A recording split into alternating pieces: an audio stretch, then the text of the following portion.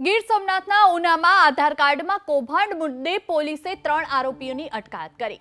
પોલીસે ત્રણેય આરોપીની ધરપકડ કરી ઉના કોર્ટમાં રજૂ કરવાની તજવીજ પણ હાથ ધરી છે।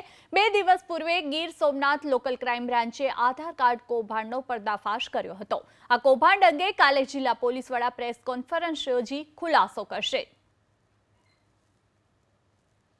ગીર સોમનાથ જિલ્લાના ઉનામાં આધાર કાર્ડનું મસમોટું કૌભાંડ છે તે ઝડપાયું છે અને અત્યારે આરોપીઓ છે 3 આરોપીઓને અટકાયત કરવામાં આવી છે અને પોલીસ છે તે અત્યારે આ આરોપીઓને કોર્ટમાં હાજર કરશે। છેલ્લા 2 દિવસથી આ સમગ્ર મામલે પોલીસે તપાસ હાથ ધરી છે। એફઆઈઆર દાખલ કરવામાં આવી છે અને ઉના પીઆઈ અને પોલીસ કાફલો છે તે આ કારની અંદર જે 3 આરોપીઓ ઝડપાયા છે આ ત્રણેય આરોપીને જોઈ શકાય છે પાછળની સાઈડ આ ત્રણેય આરોપીઓ બેઠા છે અને આ ત્રણેય આરોપીઓને પોલીસ છે તે અત્યારે કોર્ટમાં અહીંયાથી હાજર કરશે। જાણવા મળ્યું છે કે અંદાજિત 1200 રૂપિયા વસૂલવામાં આવતા હતા।